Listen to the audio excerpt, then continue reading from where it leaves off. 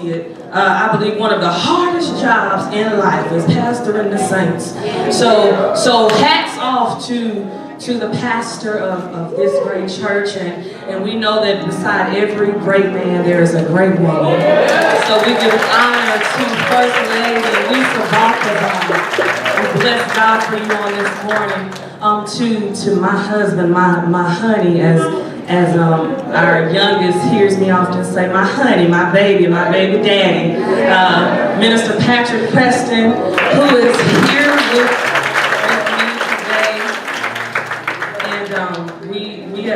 And we normally vacation in the early part of the summer, because in August of this year we celebrate 10 years of being married. I know, I still like him.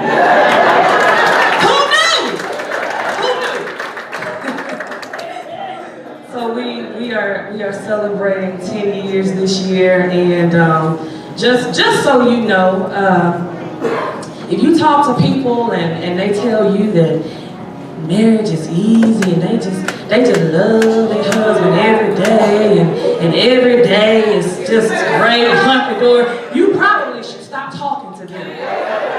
Okay? Because every day is not a good day, but I do believe that there is no one else I would rather grow old with than Patrick Preston. There is no one else. The only thing that is inevitable is change. And so the best you can hope for, that as you change, as you grow and you evolve, that you change, you grow, you evolve together. And so I bless God for him on today. To some of my friends who are here, Sister Kim Williams and Missionary Karen Williams, thank you so much. Thank you so much for coming to this arsenal of ministers who honor and who work in this house, and to all of those who may be visiting that I'm not aware of. God bless you.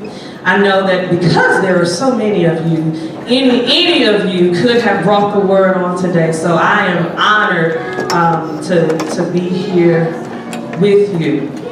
It's amazing, Pastor Balthazar, that you talked about not bringing, you didn't necessarily want me to bring a Father's Day message. And I struggled with it because I was like, I'm not a dude. I'm not a man. And I didn't necessarily want to do the traditional Father's Day message. And as I had been working on the message for today, and we got in here, and I said, oh, okay, God, we're in the right place at the right time. So I need you all to get your Bibles, get your apps, whatever you may have, and we're going to the book. We're going to the book of Jeremiah. We're going to the book of Jeremiah, and as you find it, the book of Jeremiah, he's one of the major prophets, and he is a part of a group of people who just won't act right. Much like our children. Much like we all have been. They just won't do the right thing. As many chances as God tries to give them, they continue to do everything but what thus saith the Lord.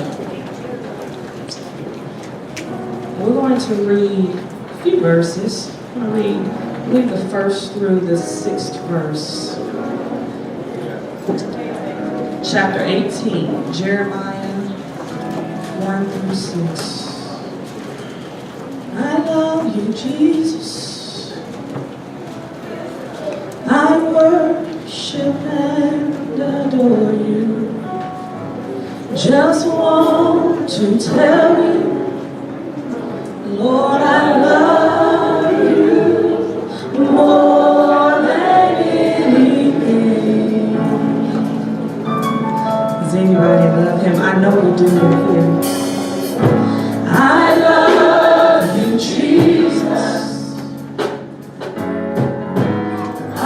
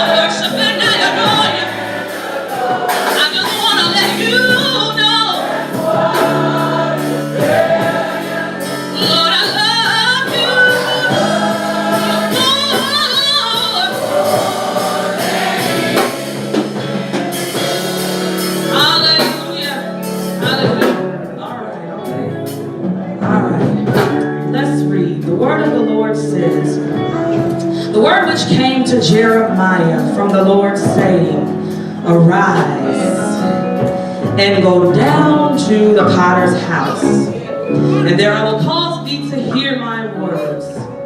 Then Jeremiah goes to the potter's house, and behold, he wrought, he shaped, he fashioned, he formed, he created, he produced a work on the wheels. And the vessel, the jar that he made of clay, it was marred. It just wouldn't do the right thing. It was blemished. It was flawed. And in the hands of the potter. So he didn't throw it away. He made it again. Another vessel. He kept trying with the same piece of clay. He kept trying with the same piece. He didn't throw it away. He made it again, another vessel, as seemed good to the potter to make. The New Living Translation says he crushed it into a lump of clay again and started over.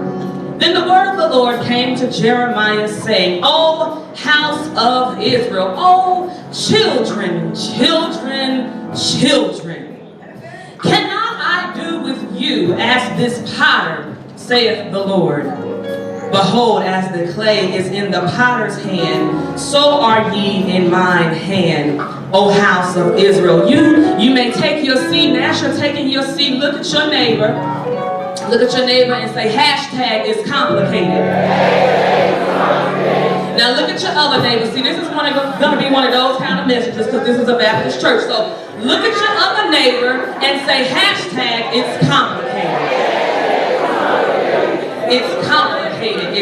It's complicated. It's complicated. Now, as I was saying earlier, no matter how we flip it, twist it, turn it, at the end of the day, I am not a father. And by the way, happy Father's Day to all the fathers who are in the building. But I am not a father. And you know, normally with women, we're just different from men. You know, that's the inevitable. We are different than men. Yes, we are. Women are easy to understand. We're not complicated at all.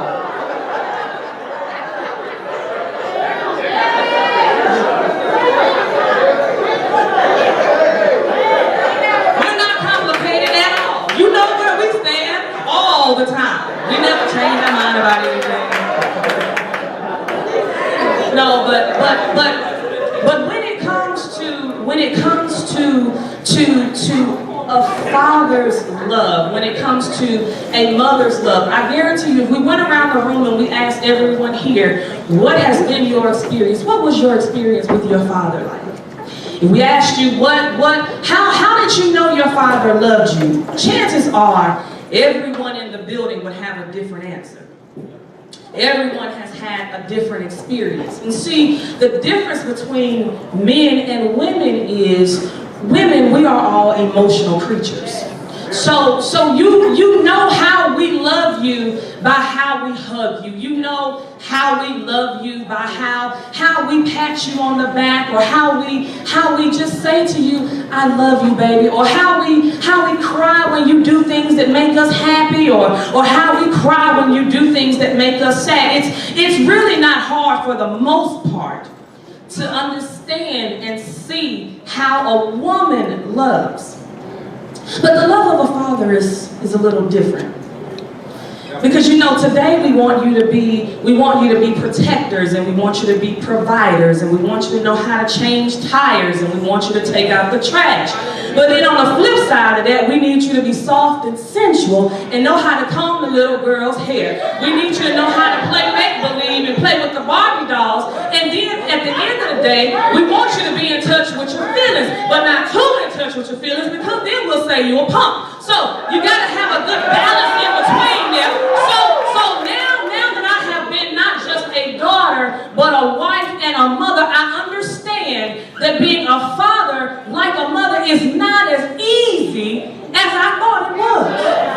I mean, I thought, how hard can it be to know to take out the trash? How hard can it be to know if I'm walking around of 10, you should say you're sorry about something. I didn't know it was, I didn't realize it was as complicated as it is. And sometimes it's not easy being a father. It's not easy being a father. But that's why, thankfully, today's message is not about you. It's not about you. Today we are talking about the complicated love of God. Sometimes there are times when even in the physical sense, because of the way men are made and because of the way they function, it's not always easy to decipher what's love. Okay, and sometimes when we're dealing with a father, maybe he didn't say he loved you, maybe he didn't hug you, maybe he didn't do what you thought he was supposed to do, but in his own little way, he was trying to show you that he loved you, but it was in a different way. But the good news is that today we are only talking about the one. We are only talking about the one that David declares is a father to the fatherless, the one that has a track record that spans the dispensation of time. We are talking about our Father, our godly Father, the one that is able to handle any situation we find ourselves in. He's the one that the prophet Jeremiah refers to as the potter. And in this instance, he proves to us that he is able to handle every crack, every blemish, every tarnish, anything that could ever be wrong with us. We're talking about Daddy God. We're talking about God the Father. We're talking about Elohim, the supreme and only true God. El Shaddai, God Almighty. Look at somebody and tell them, on today we're talking about our real daddy. Talking about our real daddy. And sometimes even with our real daddy, things can get complicated. Because sometimes as children, we just won't do the right thing. No matter how many times the Lord keeps coming back and saying, come on back, baby, come on back. We just keep trying to slip off the wheel. We keep trying to go to the left and he's saying go to the right. But on today, I want us to get a good understanding of the way in which God trusts us and the way that he loves us.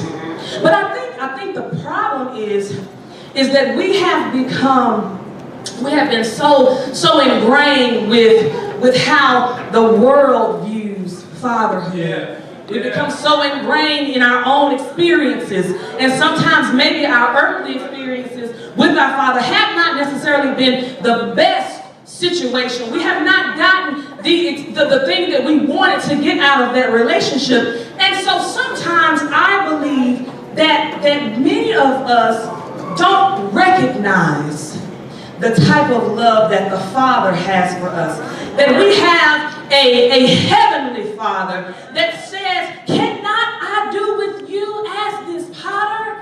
In other words, cannot I turn any situation around? Cannot I still take your imperfections and still perfect the work I started in you all those years ago? And I believe that the Father is saying to somebody on today that no matter what you think, no matter what you feel, no matter how many times you have been disappointed, no matter how many times you have wanted to throw up and throw in the towel, that the Father's love runs way deep. That it is sometimes complicated in the way it comes across, but because he loves us so, he's still trying to get us to be what he wants us to be. And so as we get into this text, like I said, we're talking about Jeremiah, and Jeremiah is one of the prophets, and he's located in the southern kingdom, the tribe of Judah, and he is amongst this group of supposed to be saints who are ain'ts, and they have done everything. They have political destruction going on, and they are agreeing with everything just to get some protection. Okay? Reminds me a lot of number 45. We're not going to talk about him on today, but they have a lot of political strife going on, and you know, it's the same way now. You know, you really can't tell who the Christians are from the people in the world. Okay? And so Jeremiah, he is instructed to go down to the potter's house. It's known as the potter's shop. He says to Jeremiah, he says, I have a message for you, but you can't get the message until you get to the potter's house. And so in order for us to really understand and to really gain an appreciation of what that truly means, we have to understand where the potter's house, where the potter's shop is normally located. And in these days, the potter's shop was normally located in a low area, outside the city, okay, in a low area outside the city. So Jeremiah has to leave what he knows and he has to go outside the city. It means that he has to travel to a lower place, a valley place, and he has to go outside the boundaries of the city. And see, sometimes the Father's love does not show up in gumdrops and lollipops. You see, sometimes even with our children, there is a different method that he uses, that he needs to get the message across to us. But I suggest that you don't get caught up in the way in which the method that is being used to get the message to you, so that you don't lose the message. See, the message is not necessarily going to come in your comfort. And the way in which the Father shows his complicated love this time around is he gives Jeremiah a timeout. He gives him a timeout. See, you didn't know it, but timeouts have been around ever since the Bible days.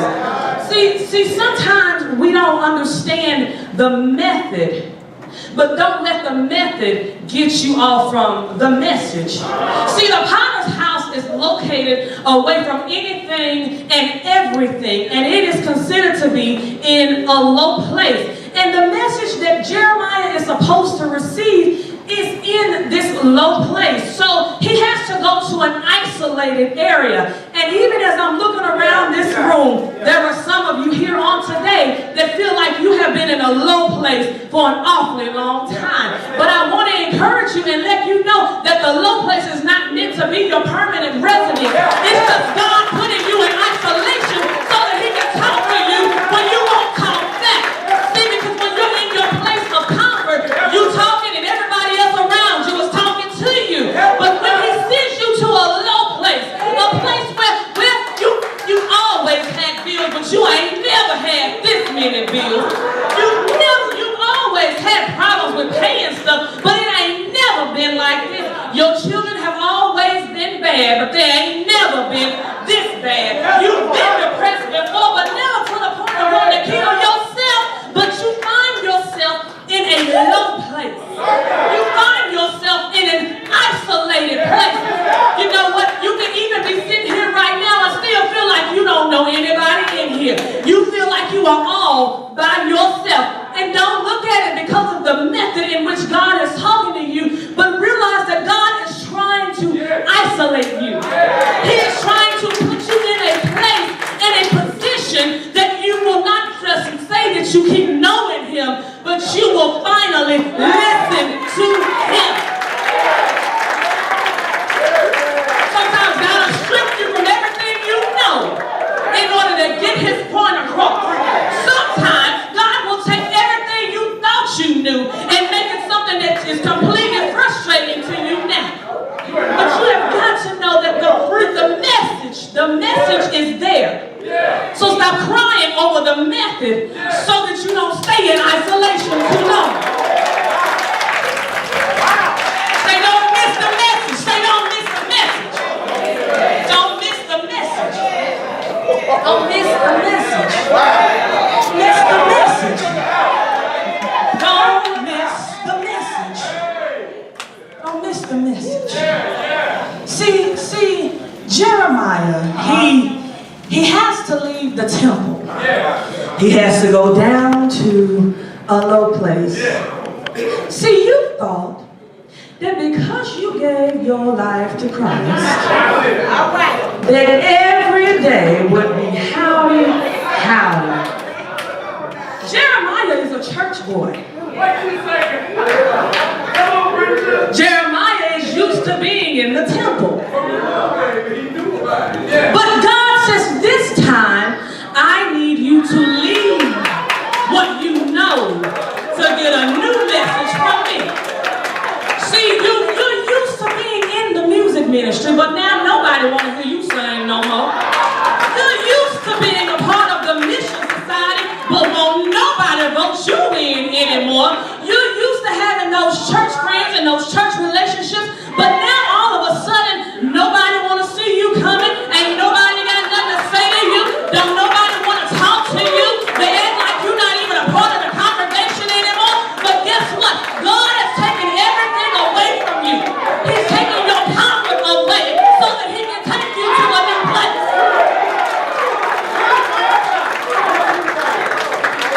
God don't always show up the way we want him to show up. And see, sometimes we get too comfortable with what we've been doing. We're comfortable singing on the praise team. We're comfortable preaching every Sunday. We're comfortable with everybody saying, hey, how you doing? Oh, just blessed and highly favored. Glad to see you on this morning. But when things start going bad, we feel like God ain't listening to us no more. We feel like God has gone silent. God ain't gone silent. He's just trying to do with you a new thing.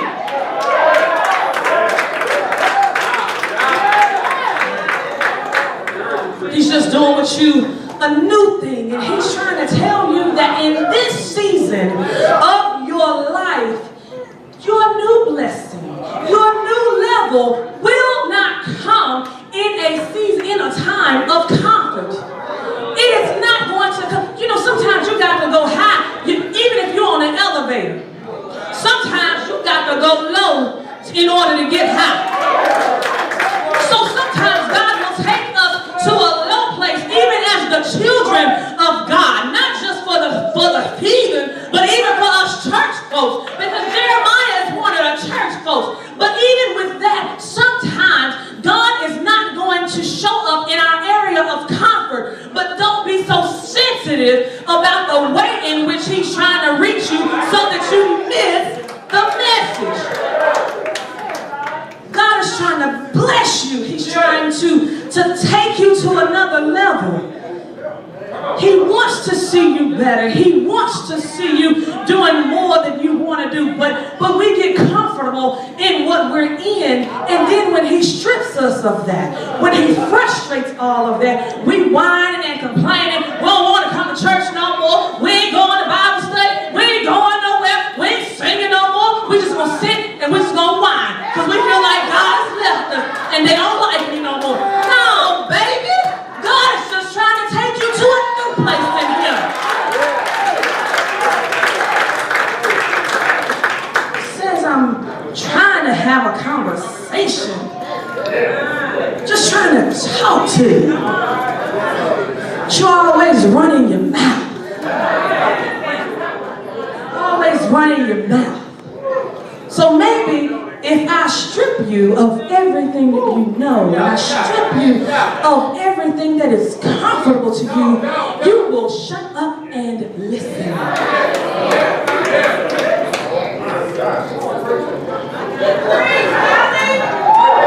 It's complicated.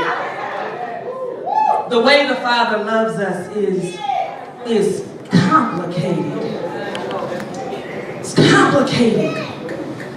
The Bible says that as Jeremiah, as he continues watching the potter, that there's a look of disappointment that comes over the potter's face. Sometimes the way we look at our kids when they do something, you know when you get to the store and they just start acting a fool. And you're saying to yourself, I know I raised you better than this, so why are you embarrassing me in this store? Or when you know you raised them right, but they still end up in jail.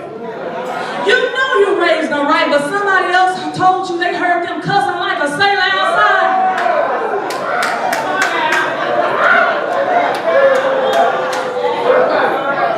Because you've been praying for them all your life, so surely they wouldn't be doing anything like that to disappoint you. And so Jeremiah sees this look of disappointment and sadness that comes over the potter's face.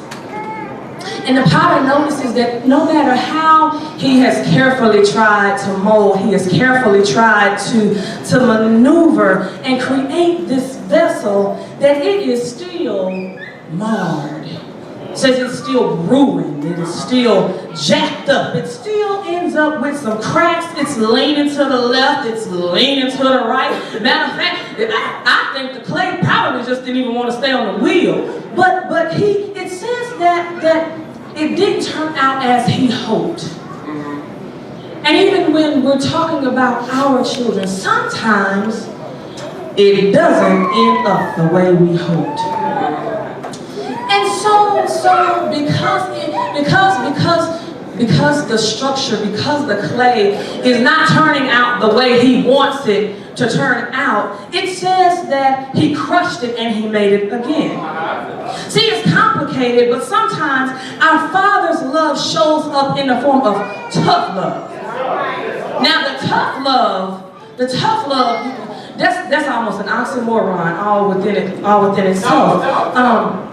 When I was growing up, I think for the most part, I was a good child. For the most part, I had one major problem. I liked to lie. I liked to lie. If you said the sun was shining, I'd start crying and promise it was raining outside. That's just how bad I was with it. And as long as I could not get in trouble, I would stick with a lie no matter what. No matter what you said, I'd be crying and in tears and in the bed in the middle of the night thinking to myself, now what really happened? I wouldn't even remember. I wouldn't even remember. I had convinced myself of my own lies, and so this is a secret that my daddy didn't know till now. But I had gotten so good at it that even because he would eavesdrop on the phone, so trying to catch me. So because I was trying to outwit him, outsmart him. Even if I was on the phone with my friends, I tell my friends the same lie. That way, if he was listening in, thinking that I was going to give up what I really did, pick your mouth up. Everybody's done it. So I would tell my friends the same lie, and then when I get to school the next day, I have to be like, hey, now, you know what I told you on the phone last night. You know that's not really what happened, right? But I had to say that because my daddy was listening. So, and when, by chance, my daddy would finally track down my lies, he would get his belt, or you know how you do. You make your child go pick out a belt. So he would make me go pick out a belt, and he would wear me out. I used to think he was gonna have a heart attack just trying to whip me. But because I was such a daddy's girl, there was always a point afterwards where there would be a point of reconciliation. And he would sit me down and he would say the craziest thing. He would say, now I love you, and you know that hurt me more than it hurt you. And I would be not, yes sir, but in my mind I'm thinking, man, what are you saying?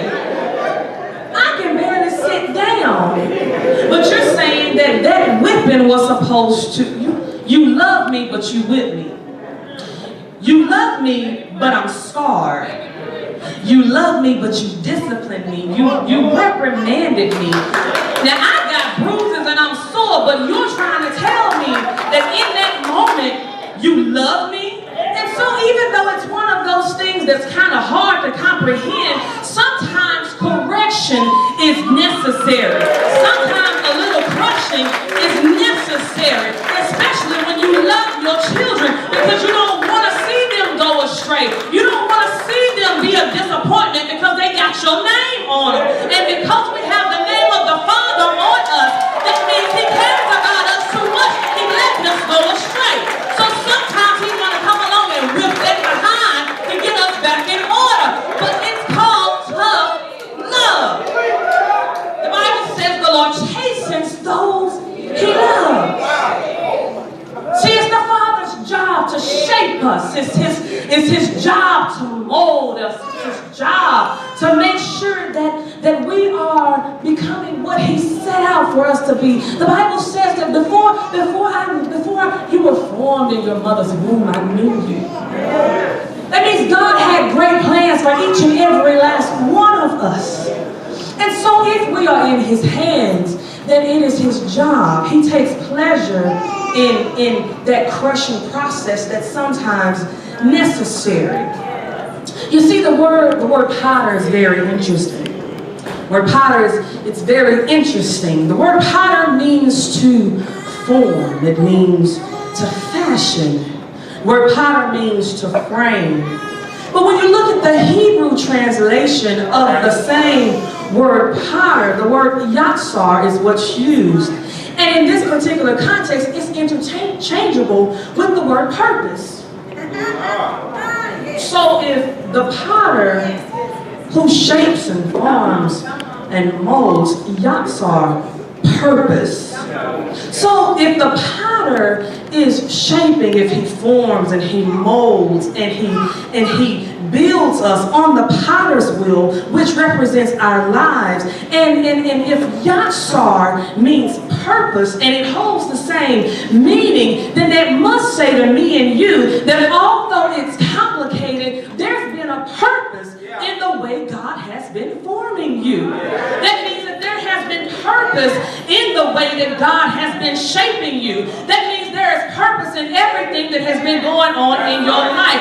It is not by happenstance that these things are happening, but everything that God allows to happen in your life, there is purpose to it. What you saw as a problem was really a path to your greater purpose. The things that you have been viewing as a pause in your life is really just God setting you up for His promises for you in your future.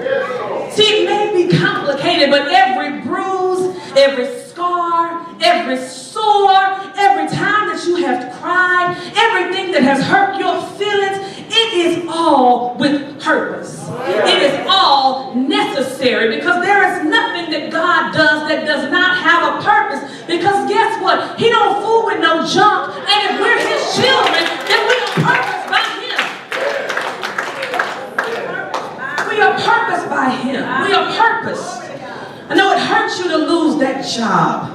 I know it hurts you to lose that child. I know it hurts you to lose that marriage. I know it hurt you when you couldn't finish school. It hurt you when you didn't get that job promotion that you thought you were supposed to get. But everything that God allows in your life is for a purpose. It is for the greater good. It is because He loves you. And even though you may not be able to see it right now, it may be that you lost that job because there's a better one coming. It may be that you lost that marriage because now you know how to really love a man. It may be that you didn't finish school then, but now when you go back, you're going to squander your money. So everything that God does, it has a purpose. It has a purpose. Jeremiah, he arrives, he's at the potter's house, and he sees the potter, and the potter's working on the wheel, and it says that he is working on a work. He's working on a work.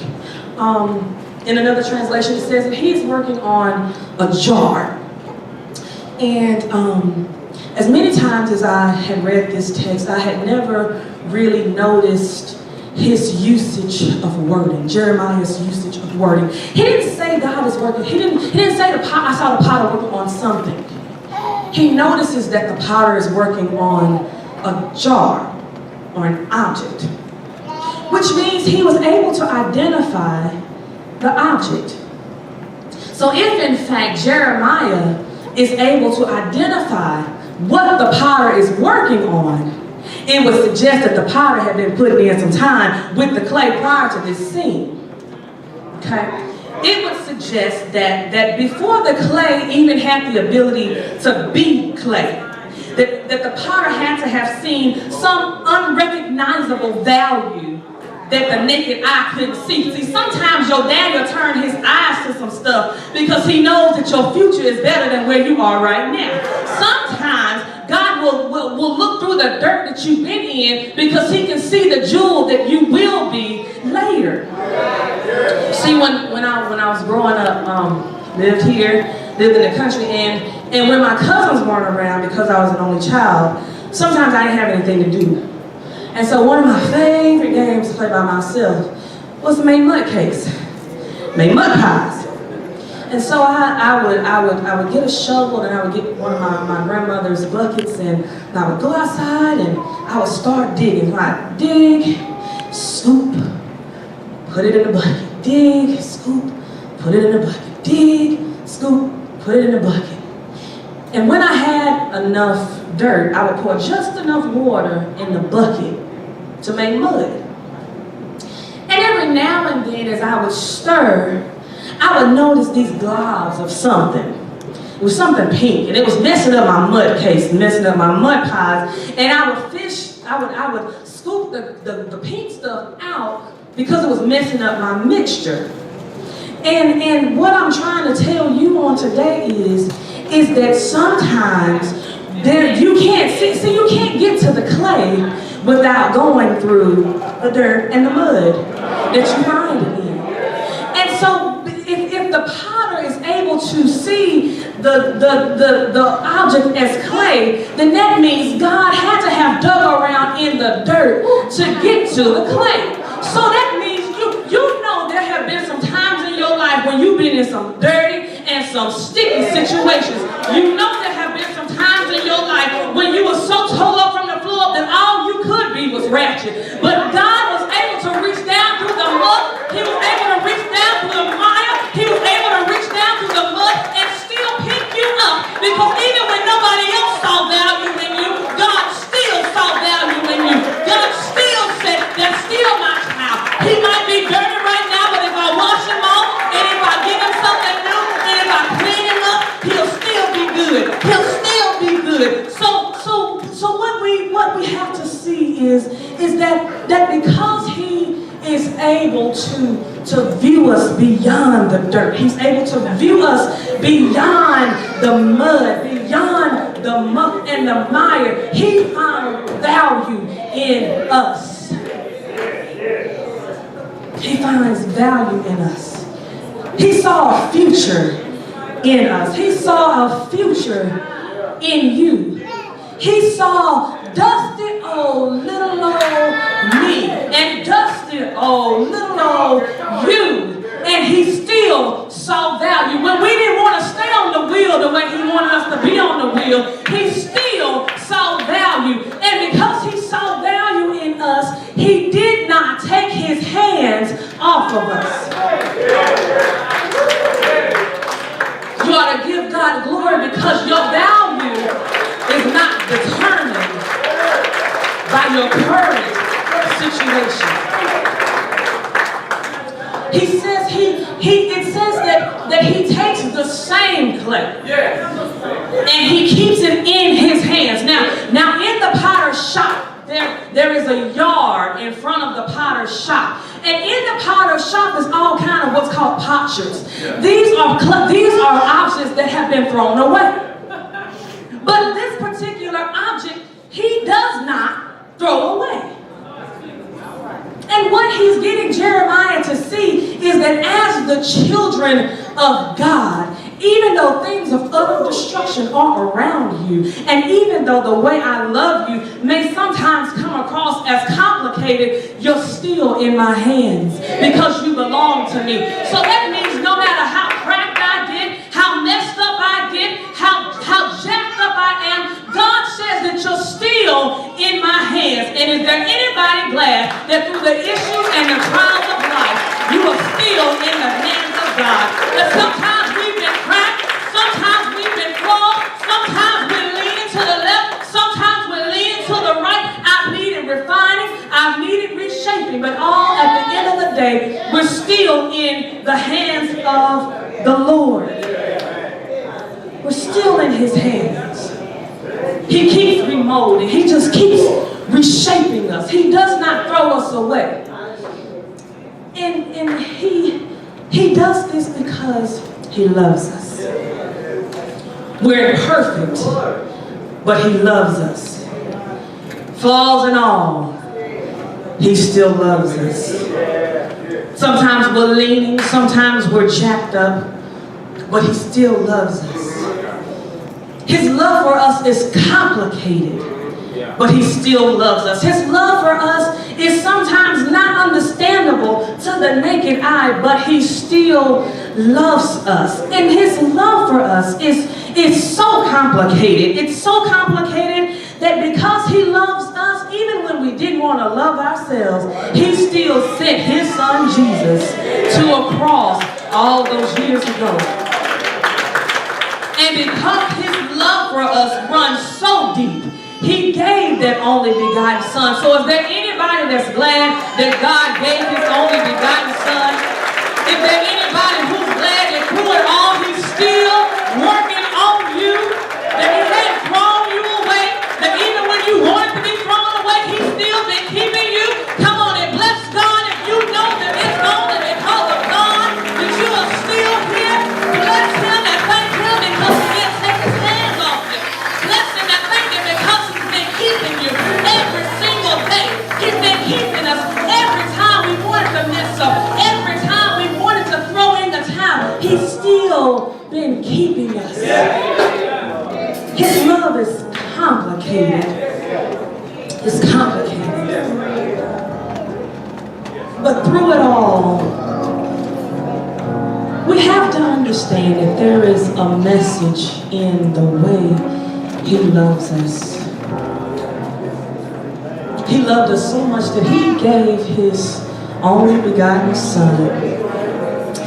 And he said that whosoever will, let him come. Not just who comes to church every Sunday, but not just those that say they speak in tongues, not just those that tote around a Bible, but he said, let everything. It says, God so loved the world. That's a complicated kind of love. It's a love that says to me and you that no matter what we do, no matter how many times we go astray, no matter how many times we get off the wheel, how many times we end up cracked, that God still loves us. And sometimes you can't get caught up in the way that God is trying to display his love to you, because he wants what's best for you. He wants you to be better. God does not desire for any of us to stay in the same shape we are in. Cracked and all, flaws and all. We serve a God who wants to reshape us. He doesn't desire to throw any of us away, but he desires to keep working on us. And so if you're willing to let God work on you, he can do just that.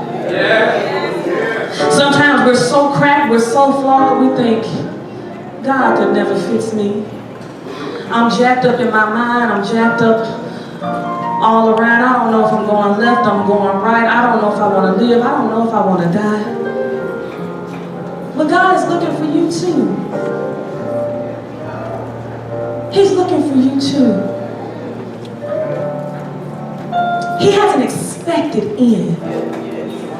for all of us. And his expected end is that we would all take advantage of the grace that has been given to us by his son, Jesus Christ. I heard a preacher say one time that it was a high price. Free for us. But it was a high price. And how dare we not take advantage of what has already been purchased for us. The Savior wants to save you. He wants to restore you. He wants to rebuild you. So if you're here on today and you need God to rebuild you, you know you got some jacked up stuff in your life. Even the stuff we can't see on the outside. You got a jacked up way of thinking. You got some jacked up ways of talking. You got some jacked up things you do. But the Bible says, come to me, all you that labor and are heavy laden, and I will give you rest. You've been trying to figure out how to work things out. But God says, he says, come to me. He says, let me help you. Let me do the figuring out. The Bible says that all things pass away and all things become new. It means that there is no time when you just give your life to Christ. Yes, God. And everything is just hunky-dory. Bless you, sister. The things are just hunky-dory. It is a process. It's a process. Living for God is a process. Giving your life to him is a process. The process never ends. I don't care how long you've been in church, how long you say you have known God. It is a process. But the point is, don't give up on God. Because he's never given up on you. And as long as you're willing to be reshaped, as long as you're willing to be remolded, he's willing to do it.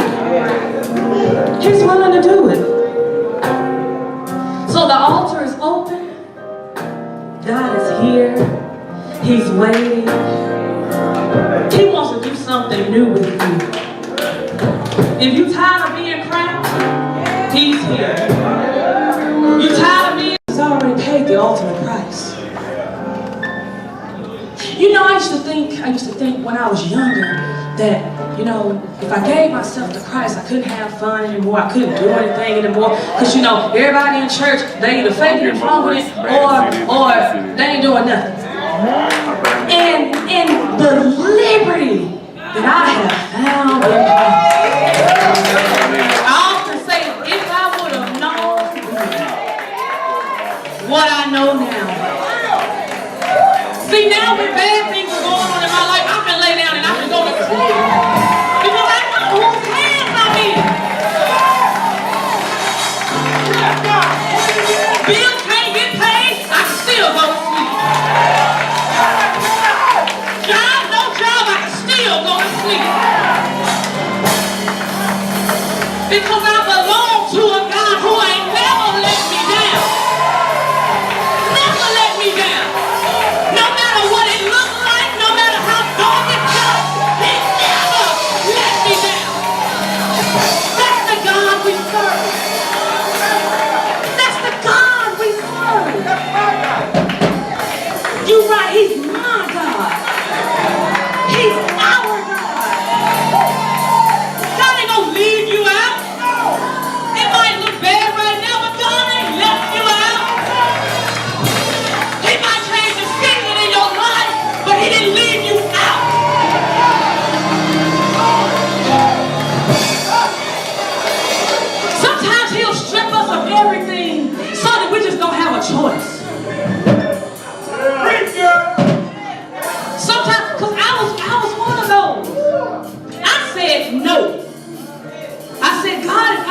give this up and this up, I guess I'm just hell-bound. But let me tell you how God works. When the hand of God is on your life, He's either going to get you voluntarily or He's going to get you kicking and screaming. But either way, when you are in the hand of God, when He has a plan for your life, you don't get away from God that easy.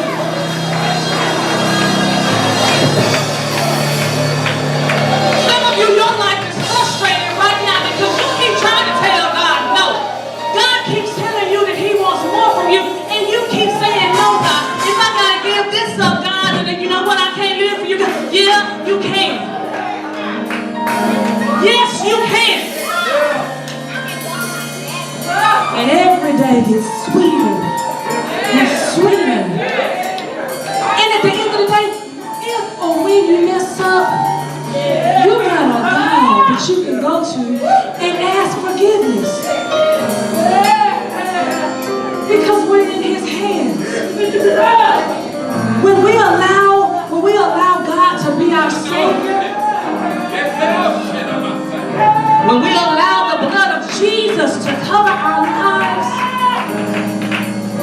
that means we have someone, we have our big brother covering us that's saying, you know what, I know she messed up, I know she jacked up, but God, give her another chance. She's one of ours, God, that's my little sister. So we're going to pray. We're going to pray. And I need you to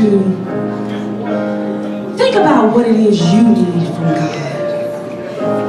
He already knows. He already knows.